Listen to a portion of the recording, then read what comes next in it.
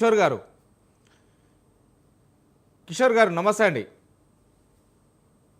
నమస్తే సార్. ఏదైతే బంకాచర్ల ప్రాజెక్టు మొత్తం మీద చట్ట వ్యతిరేకతమైన ప్రాజెక్టు అని మాత్రం తెలంగాణ ముఖ్యమంత్రితో పాటు తెలంగాణ మంత్రి కూడా, నీటిపారుదల శాఖ మంత్రి కూడా అంటున్నారు. ఈ మొత్తం మీద చట్ట వ్యతిరేకమైన ప్రాజెక్టు కట్టడం ఏంటి, అసలు దీనికి రూపురేఖలు చేయడం ఏంటి, అసలు ఎవరు అనుమతులు ఇచ్చారు, దీనికి కేంద్ర అనుమతులు కూడా లేదు, మొత్తానికి డిపిఆర్ కూడా కేంద్ర అనుమతులకు అంటే కేంద్రానికి పూర్తి డిపిఆర్ కూడా అందలేదు అంటూ కూడా చెప్పడం జరుగుతుంది. అంటే ఈ బంకాచర్ల ప్రాజెక్టు నిర్మించడానికి కారణాలు ఏమై ఉంటాయి, ఎందుకు నిర్మిస్తున్నారు సార్? ఈ విషయంలో ప్రతి ఒక్కరికి కూడా అవగాహన ఉంది సార్. ఇది అవగాహన లేకుండా ఏం లేదు. ఈవెన్ తెలంగాణలోని పెద్ద పెద్ద నాయకులందరికీ కూడా మంచి అవగాహన ఉంది. అసలు బనకచెర్ల ప్రాజెక్ట్ అనేది తెలంగాణకి సంబంధించి 1% కూడా సంబంధం లేని ప్రాజెక్టు బనకచెర్ల ప్రాజెక్ట్. అది ఖచ్చితంగా కేవలం ఆంధ్రప్రదేశ్ లో జరుగుతున్న పరిస్థితి. ఎక్కడ కూడా మనకి స్టార్టింగ్ పాయింట్ తెలంగాణలో లేదు, ఎండింగ్ పాయింట్ తెలంగాణ లేదు. వాళ్ళు ఏదో కట్టుకునండి, వాళ్ళ బాధలు వాళ్ళు పడినండి, మనకు సంబంధం లేదు కదా సార్. ఇప్పుడు దీన్ని ఏం చేసిందంటే బీఆర్ఎస్ పార్టీ వాళ్ళు దీని మీద ఏదో దుమారం లేపి ఏదో విధంగా మసిపూసి మారేడుగా చేద్దామని చెప్పి ప్రయత్నించారు. దాన్ని కూడా వీళ్ళందరూ కూడా అనాలోచితంగా ఈ విధంగా ప్రెషర్ పడుతుంది కాబట్టి ఏదో బనకచెర్ల ప్రాజెక్టు వల్ల తెలంగాణకి నష్టం జరుగుతుంది, ఇది జరుగుతుంది అంటున్నారు. ఇంకో విధంగా ఏమంటున్నారు, మేము సముద్రంలో కలిపినా పర్లేదు కానీ ఆంధ్ర వాళ్ళకి ఒక్క చుక్క కూడా లేదని కూడా కొంతమంది మాట్లాడుతూ ఉన్న పరిస్థితి ఉంటుంది.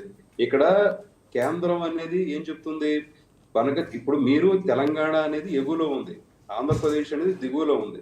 అంటే ఎప్పుడు కూడా ఇక్కడ మనం ఇంకోటి కూడా గుర్తుపెట్టుకోవాలి సార్, ఎప్పుడు కూడా దిగువలో ఏ ప్రాజెక్టులు కడుతున్నా సరే ఎగువ ఉన్న ప్రాంతం అనేది ఎప్పుడు కూడా అలిగేషన్ చేయడానికి వీలేదు. ఒకవేళ కనుక ఎగువ ప్రాంతం కనుక ప్రాజెక్టులు కడుతుంటే దిగువ ప్రాంతం వాళ్ళు కనుక అడ్డుపడే అవకాశాలు ఉన్నాయి. అది మనకి ఎలాగో ట్రిబ్యునల్ చట్టం కానీ ఏ చట్టం కానీ చెప్తుంది అదే. సో ఇందుట్లో వాళ్ళు కట్టుకునే దాని మీద ఎలాంటి చట్ట వ్యతిరేకత కూడా లేదన్నట్టుగా మనకు కనిపిస్తుంది. వాళ్ళు బాధలు పడండి సార్. మీరు తెలంగాణలో మీరు ఎందుకు నీళ్లను హోల్డ్ చేస్తున్నారు, హోల్డ్ చేయలేకపోతున్నారు.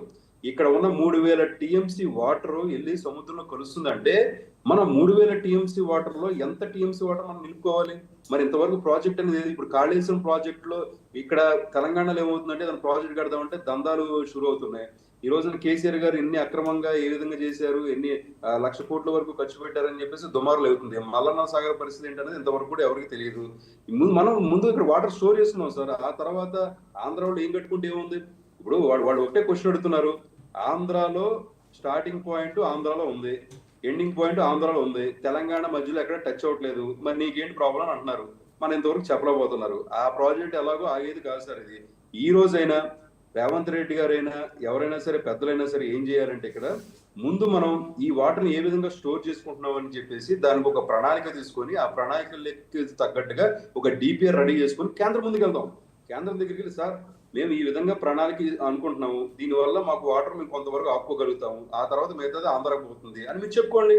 నిజంగా దాని మీద మనకి పర్మిషన్ వస్తున్నాయా లేకపోతే దాని మీద మనకి కాంట్రాక్ట్లు వస్తాయని చెప్పి తర్వాత చూద్దాం.